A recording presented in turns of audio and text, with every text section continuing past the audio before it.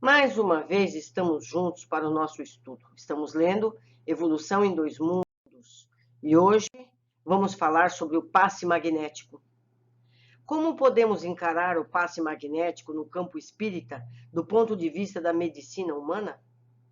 Em verdade, para conseguirmos alguma ideia precisa no dicionário terreno, com respeito ao poder do fluido magnético, que constitui por si emanação controlada de força mental sob a alavanca da vontade, será interessante figurar o nosso veículo de manifestação como sendo o estado orgânico em que nos expressamos na condição de espíritos imortais, em multifária graduação evolutiva. Semelhante esfera celular, para a nossa conceituação mais simples, na técnica fraseológica das criaturas encarnadas.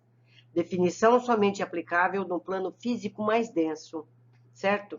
Pode ser dividida em duas partes essenciais: o hemisfério visível, ou campo somático, e o hemisfério, por enquanto invisível na Terra, ao sensório comum, ou campo psicossomático. No primeiro, temos o comboio fisiológico tangível, capaz de oferecer positivos elementos de estudo à perquisição histológica. No segundo, encontramos o perispírito da definição kardeciana, ou corpo espiritual, que preside a todas as formações do cosmo físico. Observando assim o carro de exteriorização da inteligência por um estado orgânico perfeitamente estruturado em sua base e comportamento, é fácil interpretar-lhe os órgãos como províncias diferenciadas entre si, não obstante conjugadas em sintonia de ação para os mesmos fins, e apreciar-lhe os milhões de células como entidades microscópicas em comunidades distintas, como povos infinitesimais a se caracterizarem por atividades específicas, representando o sistema hemático no corpo humano, o conjunto das energias circulantes no psicossoma, energias essas tomadas pela mente através da respiração, ao infinito reservatório do fluido cósmico. É para ele que se encontra intimamente associado ao estímulo nervoso ou aparelho de comunicação entre o governo do estado simbólico a que nos referimos e as suas províncias e cidadãos e órgãos e as células, correspondendo a centros vitais do perispírito que não podemos entender agora por ausência de terminologia adequada entre os homens.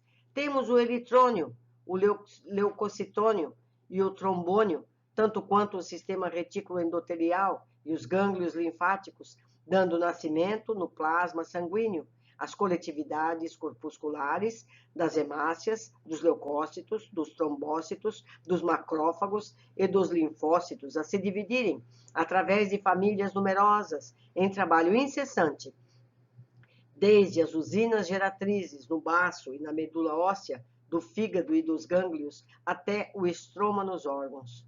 Reconhecendo-se a capacidade do fluido magnético para que as criaturas se influenciem reciprocamente com muito mais amplitude e eficiência, atuará ele sobre as entidades celulares do estado orgânico, particularmente as sanguíneas e as histocitárias, determinando-lhes o nível satisfatório, a migração ou a extrema mobilidade, a fabricação de anticorpos ou ainda a improvisação de outros recursos combativos e imunológicos na defesa contra as invasões bacterianas e na redução ou extinção dos processos patogênicos por intermédio de ordens automáticas da consciência profunda. Toda a queda moral nos seres responsáveis opera certa lesão no hemisfério psicossomático ou perispírito, a refletir-se em desarmonia no hemisfério somático ou veículo carnal, provocando determinada causa de sofrimento. A dor, portanto, dessa ou daquela forma, é sempre uma situação de alarme ou emergência, mais ou menos durável, no império orgânico, requisitando o soro externo da medicina do corpo ou da alma na execução do alívio ou da cura. Pelo passe magnético, no entanto, notadamente daquele em que se baseie no divino manancial da prece, a vontade fortalecida no bem pode soerguer A vontade é enfraquecida de outrem, para que essa vontade, novamente ajustada, a confiança magnetize naturalmente os milhões de agentes microscópicos a seu serviço, a fim de que o estado orgânico, nessa ou naquela contingência, se recomponha para o equilíbrio indispensável.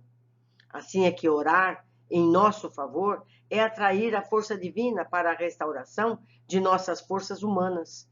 E orar a benefício dos outros ou ajudá-los através da energia magnética à disposição de todos os espíritos que desejem realmente servir, será sempre assegurar-lhe as melhores possibilidades de autorreajustamento, compreendendo-se, porém, que se o amor consola, instrui, ameniza, levanta, recupera e redime, todos estamos condicionados à justiça, a que voluntariamente nos rendemos perante a vida eterna. Justiça que preceitua, conforme o ensinamento de nosso Senhor Jesus Cristo, seja dado isso ou aquilo a cada um, segundo suas próprias obras, cabendo-nos recordar que as obras felizes ou menos felizes podem ser fruto de nossa orientação todos os dias, e por isso mesmo, todos os dias será possível alterar o rumo de nosso próprio roteiro. Qual a velocidade da emissão fluídica de um passe? A questão envolve na base o estudo da partícula do pensamento, em sua composição, de estrutura e potencial, para que ainda não possuímos qualquer recurso nas definições humanas. Uberaba, 11 de junho de 1958. Meus amigos, precisamos assumir a nossa ignorância. A espiritualidade não tem como nos explicar muita coisa, porque nós não temos a base necessária para o entendimento, não é verdade? Vai explicar o movimento dos astros para uma criança de 2 anos. É assim. Eu agradeço muito a companhia de vocês e espero poder estar aqui com vocês no próximo capítulo.